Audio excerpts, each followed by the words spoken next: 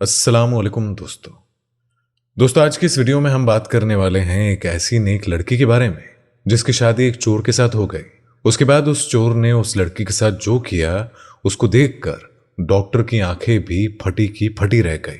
आपसे गुजारिश है कि इस वीडियो को आखिर तक जरूर देखते रहें और वीडियो को लाइक करने के साथ ही चैनल को सब्सक्राइब करना मत भूलिएगा। तो चलिए देखते हैं ये वीडियो। एक शहर में एक चोर रहता था जो अपने काम में बड़ा ही माहिर था। वो किसी भी जगह चोरी करने के लिए पहुंच जाया करता था और चोरी उसकी आदत बन चुकी थी।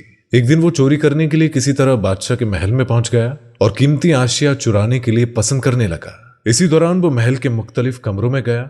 चलते चलते जब वो एक कमरे के पास पहुंचा तो उसे अंदर से बादशाह और मल्लिका की आवाजें सुनाई दी और जो आपस में बातचीत कर रहे थे।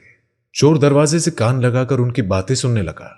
बादशाह अपनी बीवी से कह रहा था कि हमारी एक ही बेटी है और मेरी ख्वाहिश है कि मैं अपनी बेटी की शादी एक ऐसे शख्स से करूं जो बहुत ही परहेजगार, इबादत गुजार और नेक हो, जो लोगों के काम आता हो, लोगों के दुख दर्द में शरीक होता हो और किसी को तकलीफ ना पहुंचाता हो। बादशाह अपनी बीवी से बातें कर रहा था और बाहर दरवाजे के साथ कान लगाए वो चोर उनकी बातें सुन रहा था।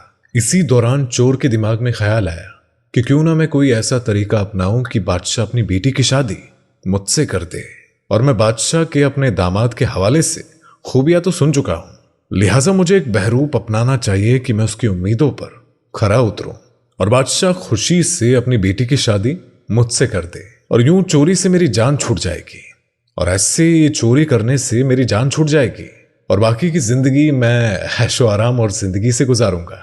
अब चोर ने वहीं खड़े खड़े प्लान बना लिया कि कैसे मैं बादशाह को धोखा दूंगा ताकि वो अपनी बेटी की शादी मुझसे कर दे। क्योंकि बादशाह की कोई नरीना औलाद नहीं थी, लिहाजा बादशाह की मौत के बाद मैं ही इस मुल्क का बादशाह बन जाऊंगा और उसकी सारी दौलत का मालिक भी मैं अकेला ही बन जाऊंगा। ये प्लान बनाकर चोर ने चोरी का इरादा तर्क किया और दिल में ख्याल किया कि अब मैं चोरी नहीं करूंगा और नेकी और रहमदिली का स्वांग रचाकर कहीं डेरा डाल लेता हूं ताकि बादशाह अपनी बेटी की शादी मुझसे कर दे और यूं मेरा मंसूबा कामयाब हो जाए। चोर महल से निकलकर अपने घर की तरफ चल पड़ा। सारा रास्ता वो यही सोचता रहा कि कौन सा तरीका अपनाया जाए कि बादशाह की जो उम्मीद है वो मुझ में नजर आ जाए और वो मुझे अपना दामाद बना ले। घर पहुंचकर अपने बिस्तर पर लेटा और बादशाह का दामाद बनने का ख्वाब लेकर सपनों की दुनिया में चला गया। अगले दिन वो चोर उठा और शहर के करीब आकर जंगल में चला गया और अपने मंसूबे के तहत वहां पर उसने एक कुटिया बनाई जिसमें उसने रिहाइश इख्तियार कर ली। चोर ने खाना बदोशी की जिंदगी नेक और परहेजगार बनने के लिए नहीं बल्कि अपनी ख्वाहिश की तकमील के लिए की थी। लिहाजा उसने वहां पर रहकर इबादत रियाजत की अदाकारी शुरू कर दी। उस जंगल में आने वाले शिकारी जब उस कुटिया में एक शख्स को इबादत व रियाजत में मशरूफ देखते तो उससे बड़ा मुतासिर होते और शहर जाकर उसकी बातें करते रहते और यूं आहिस्ता आहिस्ता उस चोर की शोहरत तो होने लगी और जिसकी खबर बादशाह सलामत को भी हो गई कि जंगल में एक बहुत ही नेक, परहेजगार, मुत्तकी और इबादत गुजार शख्स है जो दुनिया वालों से दूर अपनी अलग ही दुनिया बसाए हुए है। बादशाह ने अपने कारिंदों को शख्स की खबर लेने के लिए भेजा तो उन्होंने वापस आकर बादशाह को सारे सूरत हाल से आगाह किया कि कुटिया में मौजूद फकीराना लिबास में मलबूस शख्स हर वक्त इबादत में मशरूफ रहता है। बादशाह ने अपनी बीवी से उस शख्स के हवाले से बात की कि शहर के करीब उस जंगल में एक ऐसा शख्स मौजूद है जो मेरी उम्मीदों पर पूरा उतर रहा है, क्योंकि वो बहुत ही इबादत गुजार, परहेजगार और नेक इंसान है और हमें ऐसे ही किसी शख्स की तलाश थी जिसे मैं अपना दामाद बना सकूं। मल्लिका ने कहा कि अगर ऐसा शख्स मिल गया है तो आप देर ना करें और कहीं ऐसा ना हो जाए कि वो शख्स हमसे दूर चला जाए और ये सुनहरी मोइयां हमारे हाथों से निकल जाए। आप ऐसा कीजिए कि अपना पैगाम फौरन उस शख्स के पास पहुंचा दें। अगले दिन बादशाह ने वजीर को बुलाया और उसे अपनी ख्वाहिश के हवाले से बताया कि मैं चाहता हूं कि मेरी बेटी की शादी किसी ऐसे शख्स से हो जो बहुत ही परहेजगार, नेक और इबादत गुजार हो, खिदमत खल्क में का जज्बा रखता हो और मेरे बाद बादशाहत की उम्र अच्छे तरीके से अंजाम दे सके। अब मुझे एक ऐसा ही शख्स मिल गया है, लिहाजा तुम उसके पास जाओ और मेरा पैगाम उस तक पहुंचाओ। बादशाह की हिदायत के मुताबिक वजीर जंगल की तरफ रवाना हो गया। कुटिया में पहुंचकर उसने चोर को देखा जो एक परहेजगार और नेक बंदे का बहरूप धारे हुए बैठा हुआ था। वजीर काफी देर तक उसे इबादत में मगन देखता रहा और काफी देर बाद चोर ने वजह से आने का मकसद पूछा तो वजीर ने बोला कि मैं आपके पास बादशाह सलामत का एक अहम पैगाम लेकर आया हूं। बादशाह की एक बेटी है जिसकी शादी वो किसी नेक, परहेजगार इंसान के साथ करना चाहते हैं। जो दिन रात तकवा और परहेजगारी में मशरूफ रहता हो, इबादत करता हो और लोगों का भला चाहता हो। लिहाजा आपकी शोहरत सुनकर बादशाह सलामत ने पैगाम भेजा है कि आप मेरी बेटी से शादी कर लें। चोर ये सुनकर कुछ देर के लिए खामोश हो गया, और चोर ने बहरूप तो इसीलिए तो बना रखा था और दिन रात इबादत रियाजत में इसी वजह से मशरूफ रहता था। नेकी और परहेजगारी के कामों में लगा रहता था, लोगों को भलाई की नसीहत करता था। और अब जबकि बादशाह की दामादी का मनसब उसके करीब था और बादशाह खुद चाहता था कि वो उसकी बेटी से शादी कर ले। बादशाहत तो उसके करीब थी, माल दौलत हसब व नसब ऐश व आराम उसकी ख्वाहिश पर मुनाहिसर था। मगर अब वो बादशाहत का पैगाम सुनकर खुश नहीं हुआ, उसके दिल को राहत नहीं मिली। उसने वजीर से कहा कि ठहरिए साहब, अब मैं आपको अपनी असलियत बताना चाहता हूं।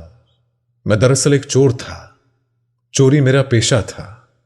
एक रात मैं चोरी की नीयत से बादशाह सलामत के महल गया तो मैंने बादशाह और मल्लिका के दरमियान होने वाली बात सुन ली, जिसके बाद मैंने सोचा कि क्यों ना मैं चोरी छोड़कर परहेजगार और इबादत गुजार बंदा बन जाऊं, ताकि बादशाह मुझे अपना दामाद बना ले और मेरी बाकी जिंदगी ऐश व आराम और सुकून के साथ बसर हो। लिहाजा मैंने अपनी इसी ख्वाहिश को पूरा करने के लिए इस जंगल में बसेरा किया, फकीराना हुलिया अपनाया, कुटिया बनाई, इबादत व रियाजत करने लगा था कि मेरी इबादत और रियाजत की शोहरत बादशाह सलामत तक पहुंचे और वो मुझे बखूबी अपना दामाद बना ले। लेकिन अब जबकि आप बादशाह का पैगाम लेकर मेरे पास आए हैं और यही मेरी मंशा भी थी, लेकिन अब आप जाकर बादशाह सलामत को बताइए कि मुझे उनका पैगाम मंजूर नहीं है, मैं उनकी बेटी से शादी नहीं कर सकता। वजीर उसकी बातें सुनकर बड़ा हैरान हुआ। उसने कहा कि अब जबकि तुम्हारी ख्वाहिश पूरी होने जा रही है तो तुम इनकार क्यों कर रहे हो। वो चोर शख्स बोला कि मैंने ये फकीराना हुलिया अपनी ख्वाहिश की तकमील के लिए अपनाया था, मगर जब मैं इस जंगल में दुनिया वालों से दूर इबादत और रियाजत में मशरूफ हुआ तो मुझे हकीकी मानों में इससे राहत और उल्फत और लज्जत महसूस हुई। मुझे सुकून मिला, आराम करार मिला, और इसी हिलावत की वजह से मैं अब दोबारा दुनिया के करीब नहीं जाना चाहता, क्योंकि ये सब आर्जी चीजें हैं और ये एक ना एक दिन हमसे छीन ली जाएंगी। लिहाजा मुझे ऐसी दुनिया व ख्वाहिशात में अब कोई भी दिलचस्पी नहीं है, कोई लगाव नहीं है। वजीर उसकी बात सुनकर वापस महल पहुंचा। बादशाह सलामत को सारे सूरत हाल से आगाह किया। बादशाह वजीर की बात सुनकर बड़ा हैरान और मुतासिर भी हुआ और उसने कहा कि अगर वो शख्स चाहता है कि वो अपनी असलियत छुपा सकता था और मेरी बेटी से शादी करके बादशाह बन सकता था, और मुझे ऐसे ही दामाद की ख्वाहिश थी। अगले दिन बादशाह अपनी मल्लिका और शहजादी के साथ उस जंगल में जाता है और चोर की कुटिया में पहुंचकर उससे मुलाकात करता है। बादशाह ने उसे बताया कि तुमने जो मेरी बातें सुनी थी वो हकीकत पर मबनी थी, लिहाजा कुदरत को तुम्हारी बेहतरी मंजूर थी, इसीलिए तुम चोरी की नीयत से आए और हमारी बातें सुन ली, और आज तुम हकीकत में एक इबादत गुजार और परहेजगार और मुत्तकी शख्स बन चुके हो, और मुझे ऐसे ही शख्स की तलाश थी। लिहाजा अब तुम इनकार ना करो और मेरी बेटी से शादी कर लो। और फिर वो उसे लेकर अपने महल में चले जाते हैं और शहजादी की शादी उससे कर देते हैं, और यूं उसे अपनी इबादत और रियाजत का बेहतरीन सिला मिल जाता है। इसलिए दोस्तों, हमारी कोई भी इबादत रायगा नहीं होती, बशर्त यह है कि दिल से अपने रब को पुकारा जाए। तो उम्मीद करते हैं कि आपको ये वीडियो जरूर पसंद आई होगी। अगर आपको ये वीडियो पसंद आई हो तो इस वीडियो को लाइक करें और साथ ही साथ चैनल को सब्सक्राइब करना मत भूलिएगा। मिलेंगे आपसे अगली वीडियो में, तब तक के लिए अस्सलामु अलैकुम, खुदा हाफिज।